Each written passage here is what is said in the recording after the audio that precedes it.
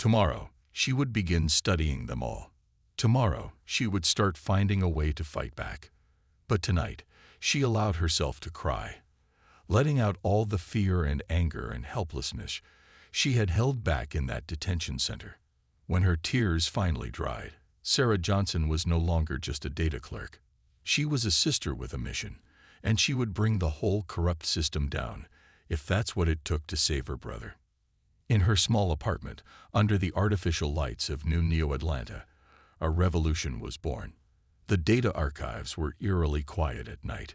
Sarah's fingers flew across the holographic keyboard, searching through case after case. 3 weeks had passed since Michael's arrest, and she hadn't slept more than a few hours each night. The soft blue glow of the screens cast shadows on her tired face as she dug deeper into the system. A pattern was emerging. In the last 6 months, over 200 people from the lower sectors had been arrested on suspicion of dealing in restricted tech. Every single one had been forced to undergo neural rehabilitation, just like Michael. Sarah rubbed her eyes, reaching for her 4th cup of synthetic coffee. As she turned, a shadow moved between the tall data stacks. She froze, her heart racing. No one else was supposed to be here this late. "You're getting close," a deep voice said softly. "But you're looking in the wrong place." A man stepped into the light. He was tall, with dark skin and eyes that had seen too much pain. The thin scar ran from his left temple to his jaw. Sarah noticed he walked with a slight limp, an old injury that hadn't healed right. "Who are you?" Sarah asked, her hand hovering over the security alert button. "My name is Marcus," he said, staying where he was. "And like you, I'm looking for justice. My sister Maya was taken 3 months ago. They said she had illegal tech too. The neural implant they forced on her was faulty." His voice cracked slightly. "She didn't survive the procedure." Sarah's hand moved away from the alert button. "I'm sorry about your sister." Marcus nodded, then pulled out a small data crystal. "This contains information the enforcers don't want anyone to find. Security footage, medical records, internal memos, things that somehow got lost from the official system." "How did you get this?" Sarah asked, but she already knew. The slight limp, the scar. He was a resistance fighter. "There's a network of us," Marcus explained. "People who've lost family to the system. We gather what evidence we can, but we need someone who knows the law. Someone who can use this information the right way." He looked at her intently.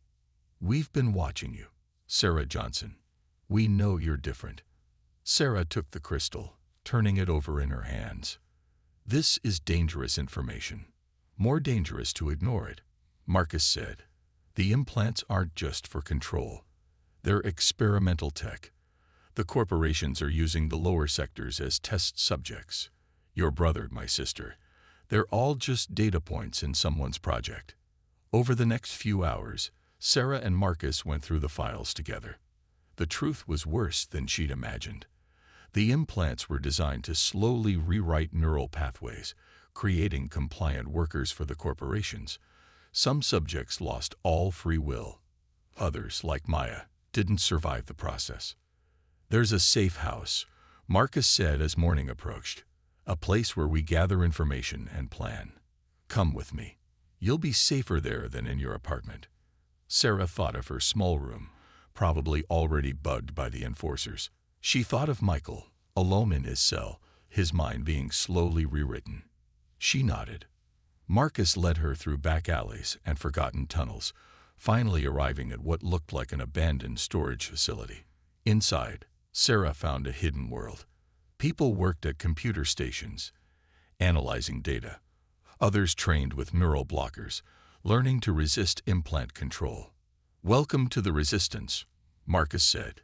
"It's not much, but it's all we have." Sarah saw hope in their eyes, hope that someone who knew the law could finally help them fight back. She set up her workstation, surrounded by others who had lost loved ones to the system. As the artificial sun rose over New Neo Atlanta, Sarah began combining her legal knowledge with Marcus's underground information. Together, they would build a case that couldn't be ignored. The corporations thought they could hide their crimes in the shadows of the lower sectors. But they hadn't counted on a data clerk with a brother to save, and a resistance fighter with nothing left to lose.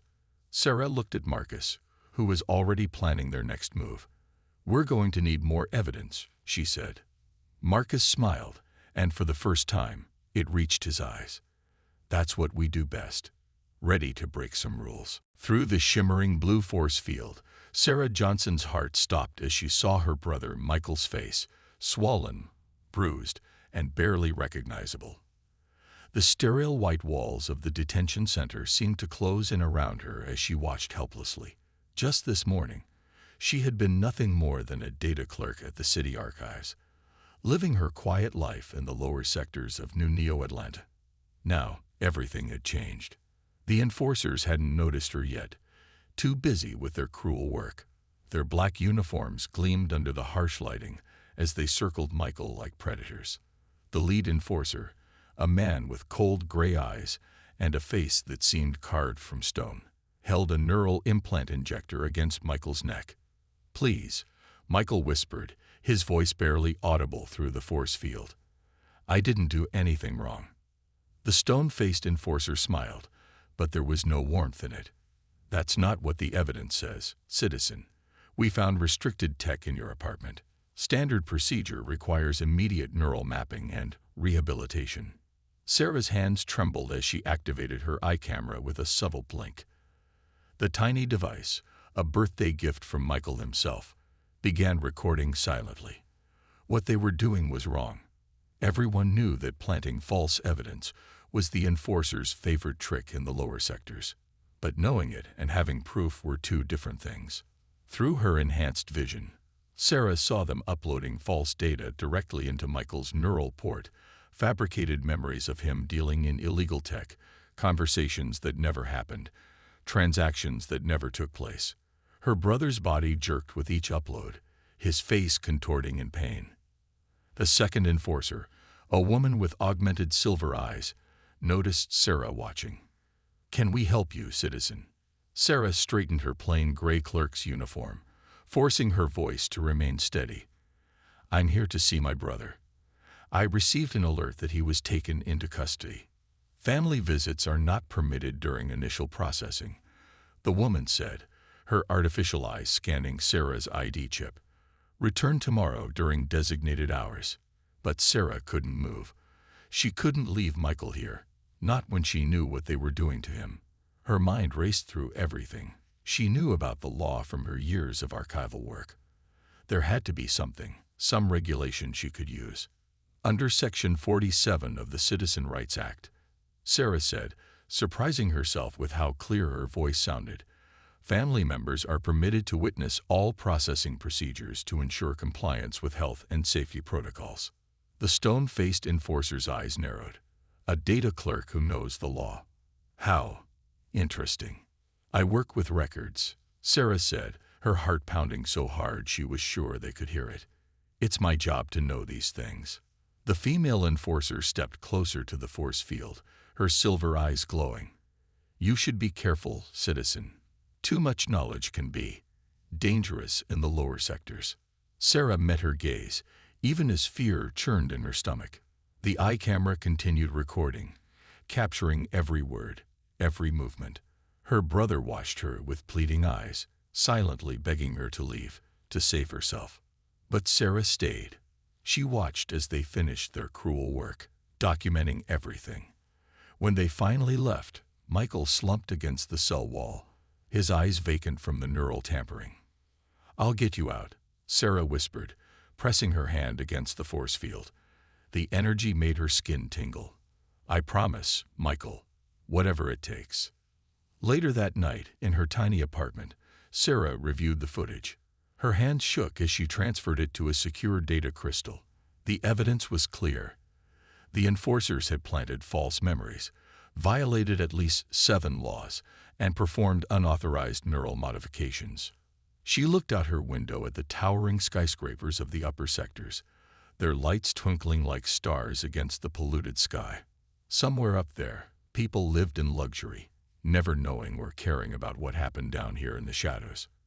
Sarah touched the data crystal, feeling its warm pulse against her palm. She had proof now. But proof wasn't enough. She needed to know how to use it. Her eyes fell on her ancient data pad, filled with years of archived legal documents and case files. Tomorrow, she would begin studying them all. Tomorrow, she would start finding a way to fight back. But tonight, she allowed herself to cry, letting out all the fear and anger and helplessness she had held back in that detention center. When her tears finally dried, Sarah Johnson was no longer just a data clerk. She was a sister with a mission, and she would bring the whole corrupt system down if that's what it took to save her brother. In her small apartment, under the artificial lights of New Neo-Atlanta, a revolution was born. The data archives were eerily quiet at night. Sarah's fingers flew across the holographic keyboard, searching through case after case.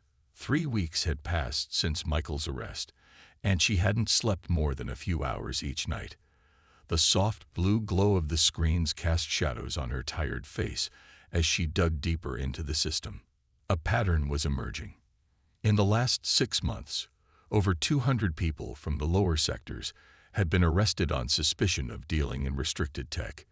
Every single one had been forced to undergo neural rehabilitation, just like Michael. Sarah rubbed her eyes, reaching for her 4th cup of synthetic coffee. As she turned, a shadow moved between the tall data stacks. She froze, her heart racing. No one else was supposed to be here this late. "You're getting close," a deep voice said softly. "But you're looking in the wrong place." A man stepped into the light. He was tall, with dark skin and eyes that had seen too much pain. The thin scar ran from his left temple to his jaw. Sarah noticed he walked with a slight limp, an old injury that hadn't healed right. "Who are you?" Sarah asked, her hand hovering over the security alert button. "My name is Marcus," he said, staying where he was. "And like you, I'm looking for justice. My sister Maya was taken 3 months ago. They said she had illegal tech too. The neural implant they forced on her was faulty." His voice cracked slightly. "She didn't survive the procedure." Sarah's hand moved away from the alert button. "I'm sorry about your sister." Marcus nodded, then pulled out a small data crystal. "This contains information the enforcers don't want anyone to find. Security footage, medical records, internal memos, things that somehow got lost from the official system." "How did you get this?" Sarah asked, but she already knew. The slight limp, the scar. He was a resistance fighter. "There's a network of us," Marcus explained. "People who've lost family to the system. We gather what evidence we can, but we need someone who knows the law. Someone who can use this information the right way." He looked at her intently. "We've been watching you, Sarah Johnson. We know you're different." Sarah took the crystal, turning it over in her hands. "This is dangerous information. More dangerous to ignore it," Marcus said. "The implants aren't just for control. They're experimental tech. The corporations are using the lower sectors as test subjects. Your brother, my sister. They're all just data points in someone's project." Over the next few hours, Sarah and Marcus went through the files together. The truth was worse than she'd imagined. The implants were designed to slowly rewrite neural pathways, creating compliant workers for the corporations. Some subjects lost all free will. Others, like Maya, didn't survive the process. "There's a safe house," Marcus said as morning approached. "A place where we gather information and plan. Come with me. You'll be safer there than in your apartment." Sarah thought of her small room, probably already bugged by the enforcers. She thought of Michael, alone in his cell, his mind being slowly rewritten. She nodded. Marcus led her through back alleys and forgotten tunnels, finally arriving at what looked like an abandoned storage facility. Inside, Sarah found a hidden world. People worked at computer stations, analyzing data. Others trained with neural blockers, learning to resist implant control. "Welcome to the resistance," Marcus said. "It's not much, but it's all we have." Sarah saw hope in their eyes, hope that someone who knew the law could finally help them fight back. She set up her workstation, surrounded by others who had lost loved ones to the system. As the artificial sun rose over New Neo-Atlantis, Sarah began combining her legal knowledge with Marcus's underground information. Together, they would build a case that couldn't be ignored. The corporations thought they could hide their crimes in the shadows of the lower sectors. But they hadn't counted on a data clerk with a brother to save, and a resistance fighter with nothing left to lose. Sarah looked at Marcus, who was already planning their next move. "We're going to need more evidence," she said. Marcus smiled, and for the first time, it reached his eyes. "That's what we do best. Ready to break some rules." Sarah thought of Michael, thought of Maya, and all the others. "Ready," she said. The word felt like a promise, like the beginning of something bigger than herself. The revolution had found its voice. The towering glass spire of the Central Justice Hub pierced the smog-filled sky like a needle of light. Sarah stood at its base, clutching her worn data pad to her chest. 3 months of preparation had led to this moment. 3 months of sleepless nights spent studying ancient law books, of Marcus teaching her the forgotten rights citizens still technically had, of building a case no one could ignore. Her plain clerk's uniform felt out of place among the sleek suits and enhanced bodies of the upper sector citizens streaming past her. But Sarah stood straighter, remembering Marcus's words from that morning. "You're not just fighting for Michael anymore. You're fighting for all of us." The security scan of the entrance hummed as it passed over her. Sarah held her breath, praying the neural blockers Marcus had given her wouldn't be detected. The scanner flashed green. She was in. The main courthouse lobby stretched before her, all polished marble and floating holographic displays. Sarah walked directly to the case assignment desk, where a bored-looking clerk with silver-enhanced eyes barely glanced at her. "I'm here to represent Michael Johnson in case number 47,892, Sarah said, her voice steady despite her racing heart.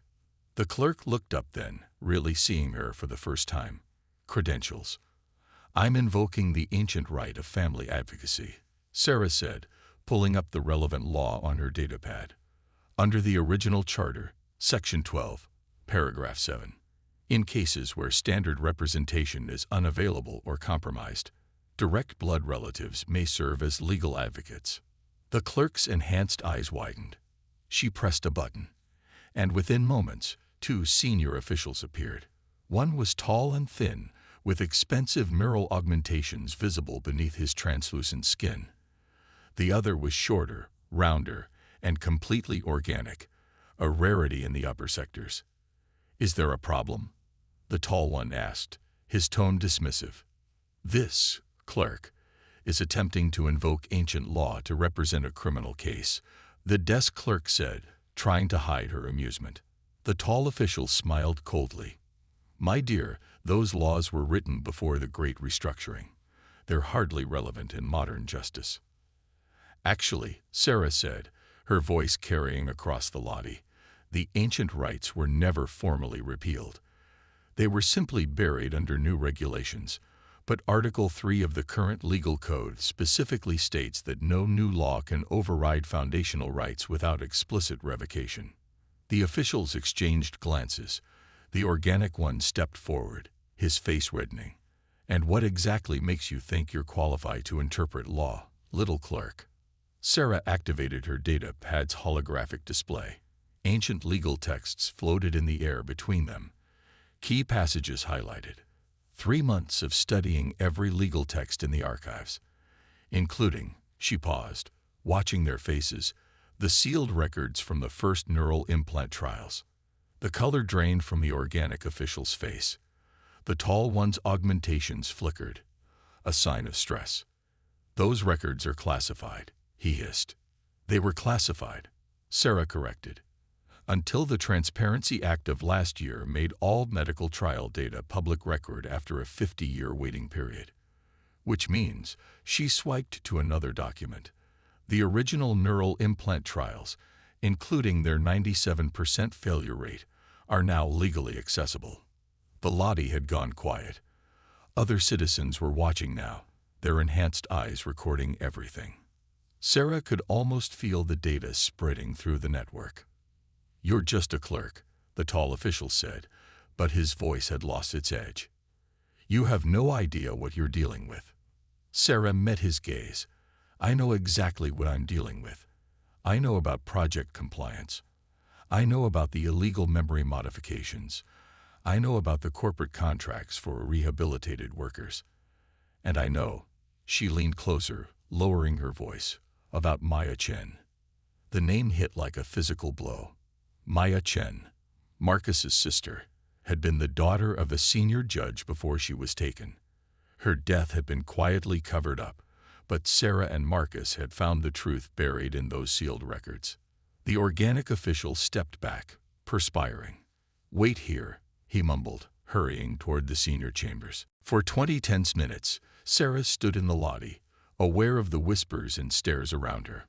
Finally, a different official emerged, an older woman with kind eyes and minimal augmentations.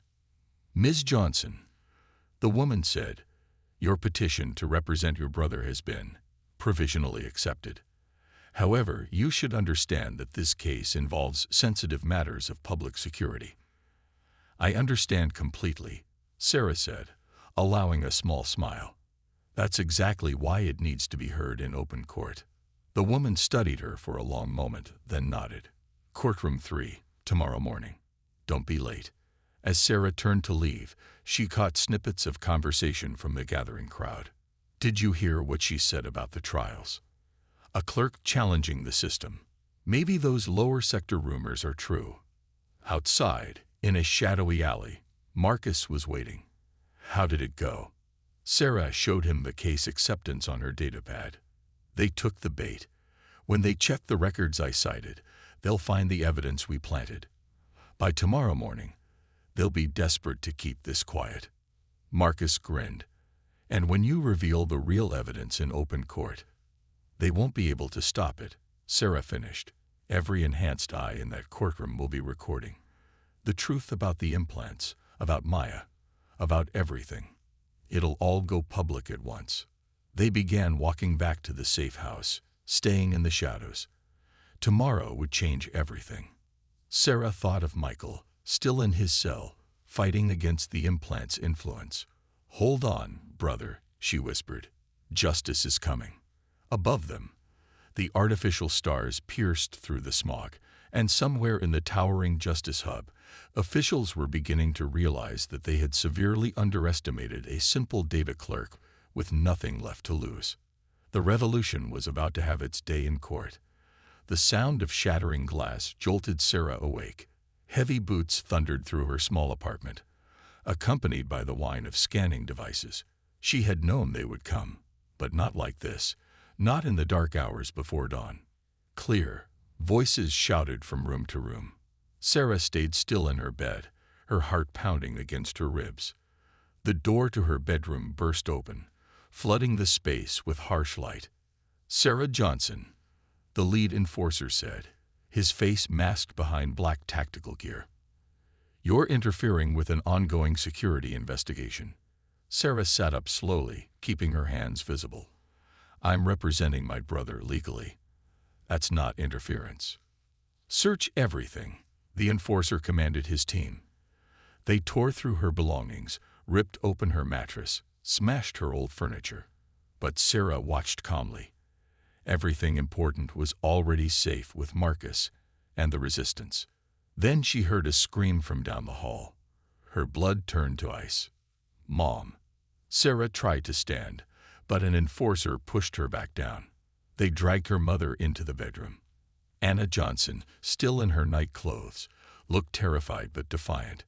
Her silver hair was messy, her glasses crooked on her face. "Leave her alone," Sarah said, her voice shaking. "She has nothing to do with this." The lead enforcer removed his mask, revealing the same stone face Sarah remembered from Michael's arrest. "Everyone has a choice, Ms. Johnson. You can withdraw from your brother's case, forget everything you think you know, or your mother joins him in rehabilitation." "Sarah, don't you dare," her mother said firmly. "You fight them. You fight them with everything you have." The enforcer struck Anna across the face. Sarah lunged forward, but was held back. "You have until sunrise to make your decision," the enforcer said. "Drop the case or your mother gets an implant. I hear the experimental models have some interesting side effects." They dragged Anna away. Sarah's screams echoed through the empty apartment long after they were gone. In the ruins of her home, Sarah fell to her knees. Tears streamed down her face as she picked up her mother's broken glasses from the floor. The choice seemed impossible: save her mother or continue fighting for hundreds of families. For Michael, for Maya's memory. Her comm unit buzzed. "Marcus. Sarah, we saw enforcer units at your building. Are you?" A sound in the hallway made them freeze. Footsteps approached, then passed. Sarah released her breath slowly. "We need to get this out," Marcus said. "All of it." Sarah nodded, her fingers already moving. "The city's emergency broadcast system. I still have access from my clerk days. During monthly tests, it overrides every screen in the city. Can you break the security?" "I already am." Sarah's eyes narrowed in concentration. 3 layers down. "There. The next test is scheduled for 5 minutes from now." Marcus squeezed her shoulder. "Do it." Sarah prepared the data package. The shipping manifests, the implant specifications, the payment records. She added camera footage from the rehabilitation centers, showing blank-faced people being loaded into transport ships. Finally, she included a message: "Your neighbors are not missing. They are being stolen." The terminal chimed softly. 60 seconds to broadcast, Sarah whispered. Marcus checked the hall again. "Security's changing shifts. It's now or never." Sarah's finger hovered over the activation key. She thought of Michael, of her mother, of Maya, and all the others. "For all of us," she said, and pressed the key. Across New Neo Atlanta, every screen flickered to life. In homes and offices, on the massive displays that covered buildings, in rich apartments and poor sectors alike, the truth began to play. Sarah and Marcus slipped out of the data center as the first shouts of anger echoed from the streets. They emerged into chaos. People stood in the streets, watching the evidence unfold on the giant screens. Police hovercars raced past, sirens wailing. "Look," Marcus pointed at a crowd gathering outside the Central Justice Hub. "It's starting." More people poured from buildings and transport tubes. Some were crying, recognizing their missing loved ones in the footage. Others were shouting in rage, demanding answers. Sarah's comm unit crackled. A familiar voice came through, the organic official from the courthouse.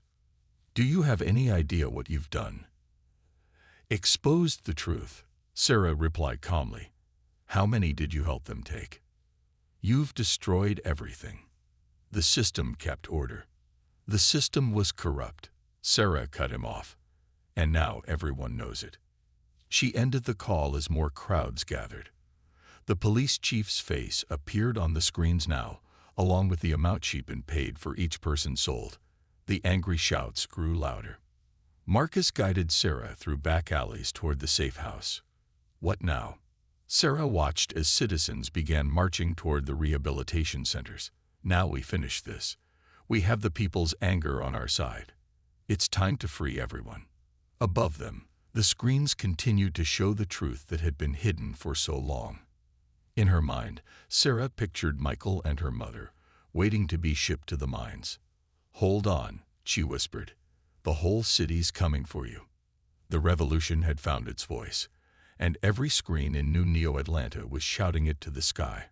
The grand courtroom of New Earth towered around Sarah, its ancient wooden walls a stark contrast to the modern city outside. Hundreds of people packed the public galleries, their enhanced eyes recording every moment. At the prosecution table, Sarah stood alone in her simple clerk's uniform, facing 12 corporate lawyers in expensive suits. Chief Justice Chen, her dark eyes untouched by augmentation, looked down from her floating bench. "Ms. Johnson, are you certain you wish to proceed without professional counsel?" Sarah's hands trembled slightly as she arranged her data crystals. "Yes, Your Honor." Some truths need to be spoken by those who live them. The lead corporate lawyer, Mr. Pierce, smiled coldly. Your Honor, this clerk has no standing to bring these accusations against respected corporations. We move to dismiss. I have standing, Sarah interrupted, her voice growing stronger. I have standing through my brother, through my mother, through every person they stole from us. She activated her first piece of evidence, and the courtroom filled with holograms. And I have proof. The recordings from her eye camera played first. Michael's arrest, the forced implant, the falsified evidence. Then came the shipping manifests, the payment records, the technical specifications of the control implants. This is more than corporate corruption, Sarah said, pacing before the judge. This is the enslavement of human beings, hidden behind legal papers and false charges. Pierce stood to object, but Sarah was already calling her first witness. Marcus's aunt walked to the stand, her hands shaking as she described watching Maya die from the faulty implant. Then came others, families of the missing, workers who had escaped the mines, even a former enforcer whose conscience had finally broken. Hour after hour, they testified. Sarah guided each story, building a picture of horror and greed that no one could ignore. The judge's face grew darker with each account. The corporate lawyers shifted uncomfortably in their seats. And now, Sarah said, her voice steady and clear, I call Police Chief Elizabeth Reeves. The courtroom buzzed as Reeves was led in, her perfect corporate augmentations unable to hide her fury. Sarah walked closer to the witness stand. Chief Reeves, can you explain these payment records? Sarah projected the documents. 7 million credits for each unit shipped to the mines, each unit being a human being whose mind you had stolen. You understand nothing, Reeves snarled. The system maintains order.